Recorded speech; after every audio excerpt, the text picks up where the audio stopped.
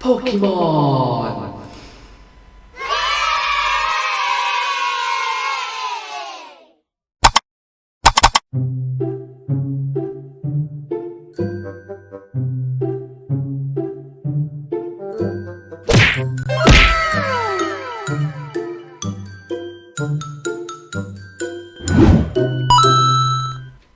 Hello everyone!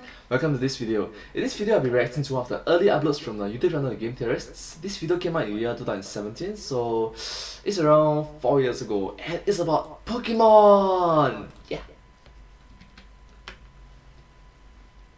Let's start. The professors in the Pokemon series are complete and utter hacks. Today I start my quest to expose their lies.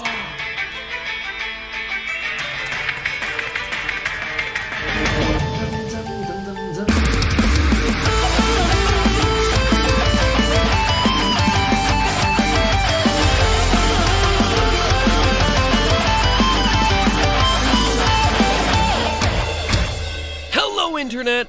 Welcome to Game Theory, Hello!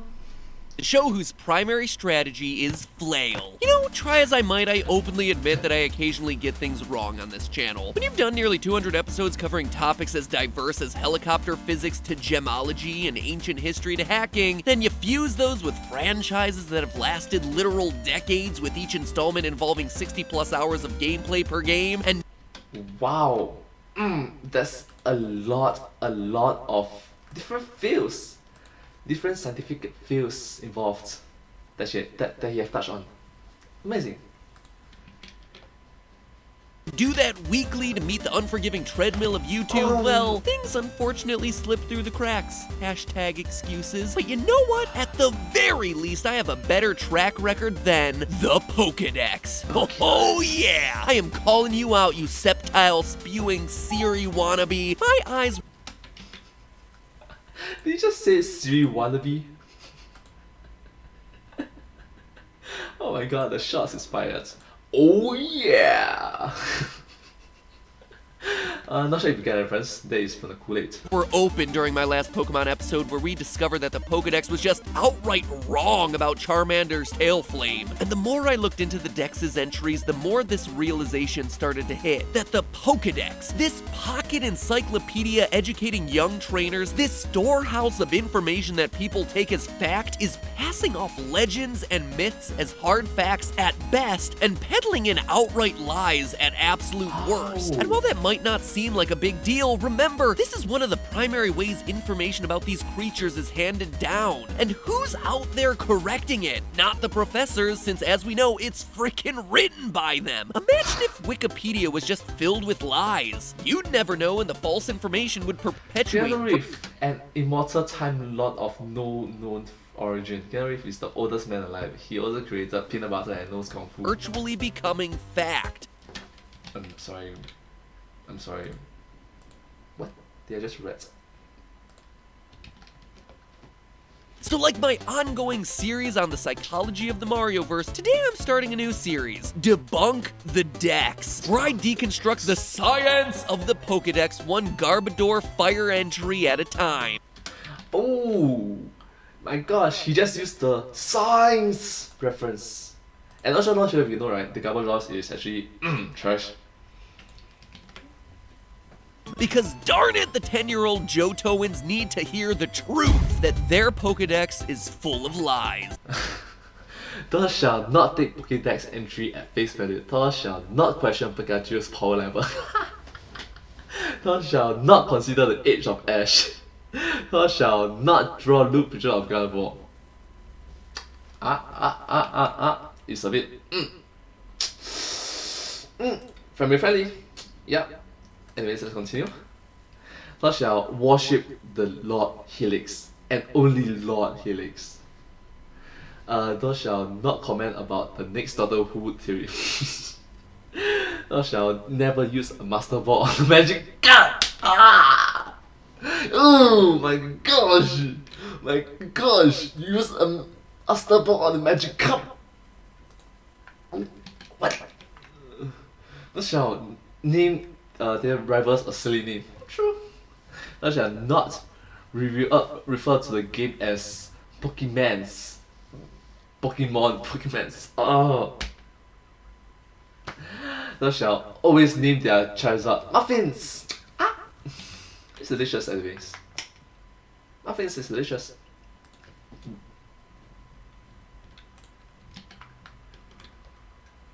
Today I'm starting my one-man quest to debunk the decks with a generation I haven't covered all that much in other theories. Sure, we've done plenty of Gen 1 and Gen 2, even some Black, White, and XY, but I've never really talked about Gen 3, Ruby and Sapphire. The Mon on my mind specifically though is Gardevoir, the Embrace Pokemon. Embrace? Really, Game Freak? What? Like, it gives great hugs or something? You can't just throw words out there and expect them to mean something, guys. That's what got you into this mess to begin with. Anyway, here's Sir Hugs-a-Lot's Pokedex entry from Sapphire. Gardevoir has the psychokinetic power to distort the dimensions and create a small black hole. This Pokemon will try to protect its trainer even at the risk of its own life. And in Black and White, the Pokedex says this: to protect its trainer, it will expend all its psychic power to create a small black hole. So these entries seem pretty consistent about two main facts. One, Gardevoir has protective instincts and looks out for its trainer, and two, Gardevoir has the power to create small black holes. I don't give Gardevoir a pass on the first point. I mean, apparently it's the Embrace Pokemon, so it's giving away more free hugs than cheddar samples at a Wisconsin cheese barn. It's like, yeah, free hugs.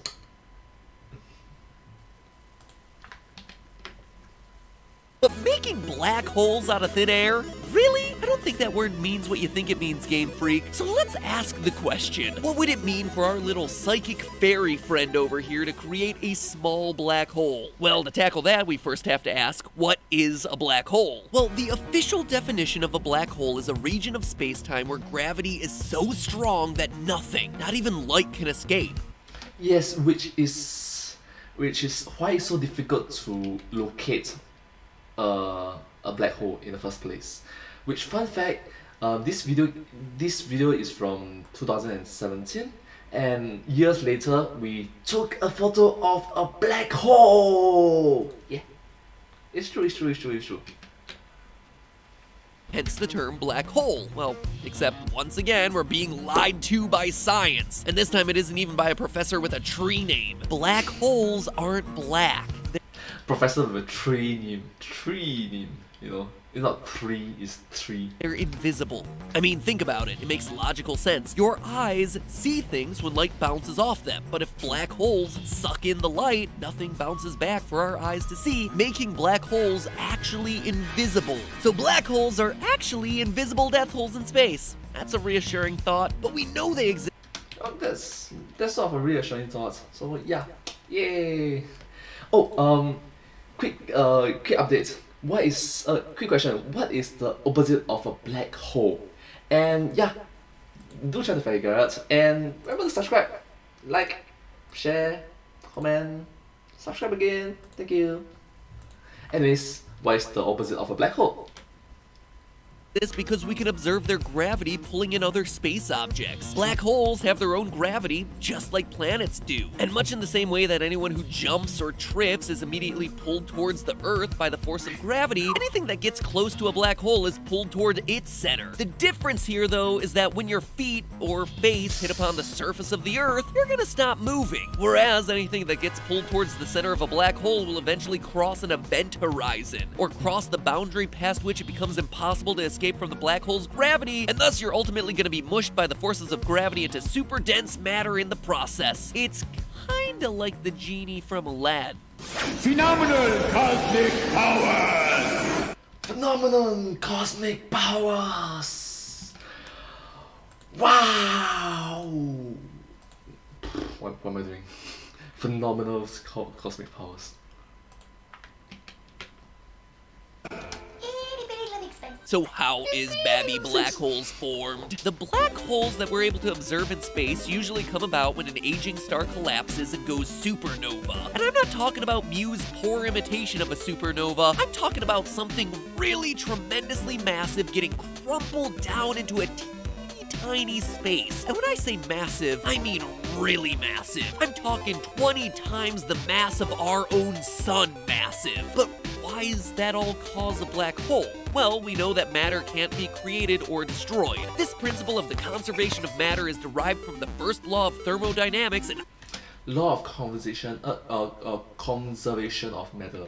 Matter cannot be created or destroyed. Einstein's energy mass equivalence, E equals mc squared. But all of that is too complex and too nerdy to talk about here, so think about it this way. It's like crushing a bag of potato chips. Even if you completely crush that bag into a teeny tiny space and reduce it to a lump of crumbs, you're not gonna change how much it weighs or how many calories are in it. There's still the same amount of chip in there, it's just sad crushed up chip that you can no longer dip. So now imagine your potato chip bag is filled with the amount of stuff in a star, and then you crumple it down. Well, that's gonna be one incredibly dense potato chip bag, meaning that it's gonna be creating huge amounts of gravity. So on its surface, the claim that Gardevoir can create a Oh, do we understand the reference? Super dense, aka super dense lah. Yeah, that's what I mean. So anyways, let's continue. black hole seems a bit unbelievable. I mean, sure, it might be good at embracing, but it's not embracing matter 20 times the mass of the sun to protect its trainer. That would be one enormous group hug. But a cosmic event like a star-going supernova isn't the only way to form a black hole. There's more than one way to skin a skitty, after all. Atoms are mostly empty space.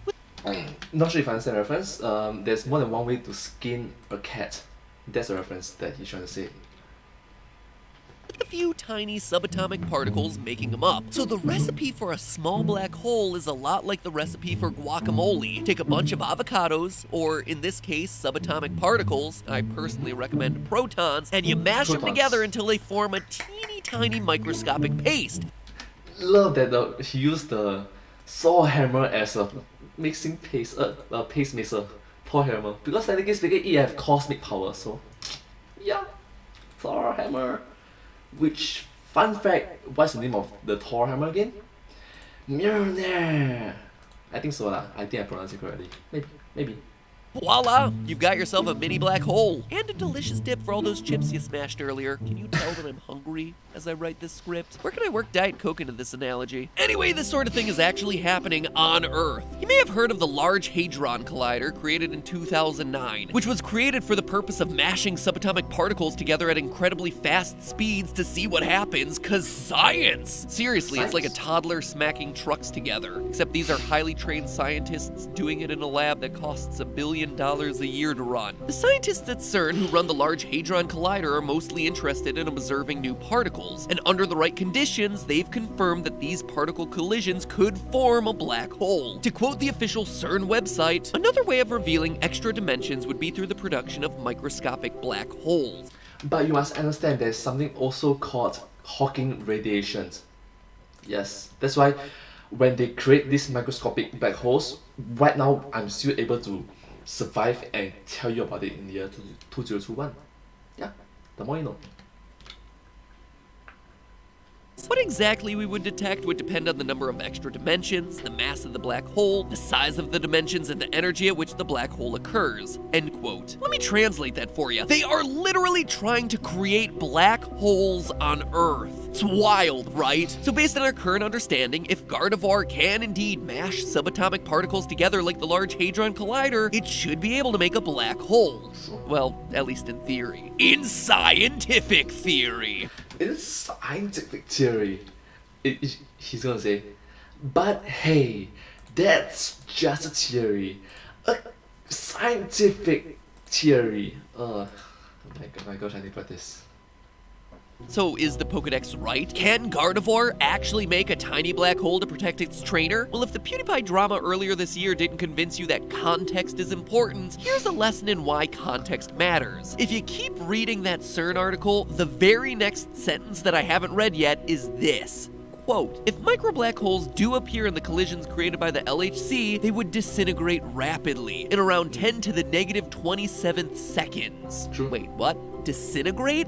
why? Well, remember, matter doesn't come out of nowhere, so a black hole will only have as much mass as the building blocks that you use to make it. If you make a black hole by mashing together 2 protons, well then congratulations, you've made yourself a black hole, but it's a black hole with the mass of 2 subatomic particles, lighter than even a single atom, and completely microscopic. And this becomes a problem for Gardevoir because of something known as Hawking radiation. Now, this idea could get really complicated, but the simple way of I really love it that he mentions Hawking radiation and put Stephen Hawking as as the hawk. It's like, wow.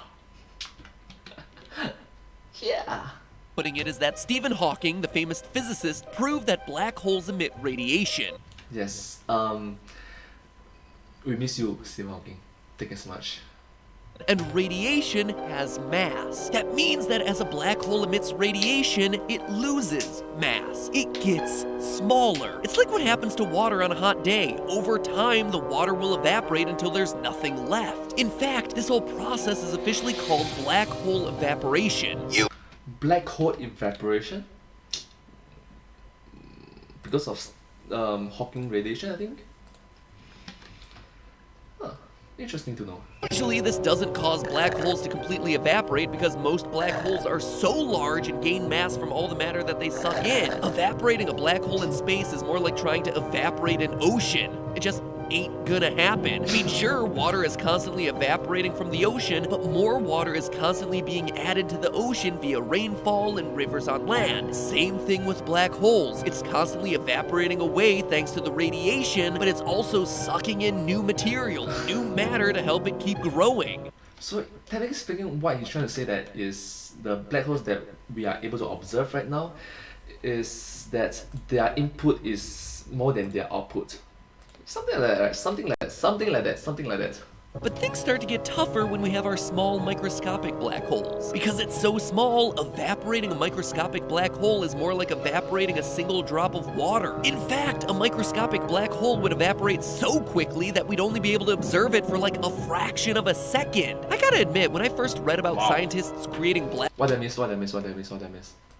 quickly, that we'd only be able to observe it for like a fraction of a If black hole absorb light, how are you reading this? second. I gotta admit, when I first read about scientists creating black holes on Earth, I was like, you idiots, you're gonna kill us all. But this fact that many black holes evaporate made me feel a lot better. In fact, in order for a black hole to be stable, it would have to be about the same mass as the moon. The moon! And if that sounds like it's a lot, well, that's because it is. Or at least, it would be a lot of mass. But remember, black holes are incredibly dense, so all of that mass would actually be packed into a really tiny space. Get this, a black hole with the mass of the moon would still be microscopic. You still wouldn't be able to see it with your eyes. Well, you wouldn't anyway because they're invisible, which I already covered and all that, but black holes are so complicated. So enough science, back to Gardevoir. What we've just proven is that sure, it could create a really small black hole, but that's not gonna do anything to protect its trainer. It'll evaporate in a fraction of a second. It is useless. On the other end, in order to create something that could possibly even remotely help its trainer, it needs to find a nearby moon and squish it down until it's microscopic, making it dense enough to form a black hole. But even this poses a problem. What Gardevoir would have created is a super heavy microscopic marble that weighs 7.35 times 10 to the 22nd kilograms or 16.2 times 10 to the 22nd pounds. It's the weight of the moon, but squeezed down a whole lot. Imagine what would happen if you had a pebble that weighed 73,000 billion pounds. Well, for one thing, it would still be affected by Earth's gravity and it would drop like a brick. Except, unlike a brick, it wouldn't stop when it hit the ground. Remember how black holes devour everything that gets close enough to cross their event horizon? Well, as soon as it hit the ground, the black hole would start eating the dirt, sand, rock, and anything else it touched as it continued to accelerate towards the Earth's center of gravity, gaining mass as it went, like a snowball rolling down the hill. It would eventually reach the center of the planet, continuing to eat everything in its path and just getting more and more massive as it consumed more and more of the Earth with it. Now I bet you're thinking, oh, I know how this ends. Once the Earth starts getting sucked into the black hole, there's no stopping it, and eventually the entire planet and everything in it gets sucked into the black hole. Well, hate to say it, but that's where you're wrong, kiddo. The Earth would be destroyed much sooner than that. Much sooner than that? According to Frank Heil, PhD of physics at Stanford, when the black hole consumes matter, it becomes part of the black hole. And as a part of that process, it gets compressed to be super dense. But when you compress matter, matter starts to heat up. All that increased heat and increased pressure would act on the Earth like it would an overinflated balloon that's near to bursting. Here's a tip: try overinflating a balloon, then heat it up. Spoiler alert, it doesn't end well for the balloon. Sure, the Earth's crust is a lot stronger than the thin layer of latex that covers the balloon, but remember that when the black hole is at the center of the Earth, it's consuming everything around it, compressing it, heating it, and increasing the pressure. So no matter how thick your skin is, you can only take so much pressure before you explode. So the good news, the Earth would probably explode before we all got sucked into the black hole and were crushed under the infinite gravitational force. So taking all that research into account, we're led to one conclusion: the Pokedex is wrong no matter what way you look at it. Either Gardevoir creates black holes that are too small to be stable, which are completely useless and immediately evaporate out of existence, or it creates black holes that are large enough to be stable and completely destroys the Earth in the process. Wow, just immediately just all the way, everyone just poof, disappear. Wait, isn't Gardevoir supposed to be using its powers to protect its trainer? To protect its trainer, it will expend all its psychic power to create a small black hole. Yeah, that one's not happening. But in a cruel twist, it turns out Gardevoir still gets to have the last laugh, because according to the Pokedex entry in Pokemon Emerald, it apparently does not feel the pull of gravity. So while the entire planet and everything on it is being obliterated by the black hole, Gardevoir is apparently completely immune. No! Bad touch! I don't want your hugs, you creepy wisp monster! But hey, that's just a theory. Black holes matter. Get it? It's a scientific term. A game theory. Thanks for watching. Have a Pokemon you want to see analyzed? Leave it in the comments below and then ring my subscribe bell to make sure you're notified of when that episode comes out. And if you're in the mood for more crazy Pokemon science, well then click on the box to the left to explore the Pokemon multiverse. Or, for more action specifically about black holes, I actually explored it on a film theory with the movie Ant-Man. Ant-Man, who is, without question, the deadliest superhero in the Marvel Universe.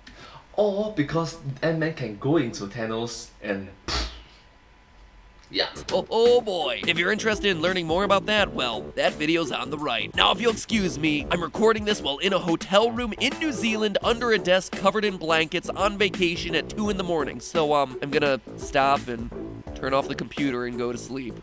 Alright, so, gonna go do that now. Gonna go enjoy my vacation, not hide out in my soundproof blanket forts anymore. Oh my gosh, I understand what it feels like, the soundproof blanket fort. But thank you so much for watching this video. This video came up from the YouTube channel, the Game Theorists. Their videos are awesome and I hope that you watch some of their other videos as well. It's very educational and all in all just quite knowledgeable, yes. And thank you so much for watching my videos. If you do like my videos, please consider to like, share and subscribe to my channel and comment down below if you have anything to share with us. Thank you. And also follow my channel. Yes, so like, share, subscribe, comment, follow. Yeah. And I'll see you next time. Thank you so much. But hey, that's just a theory. A game theory. Thanks for watching.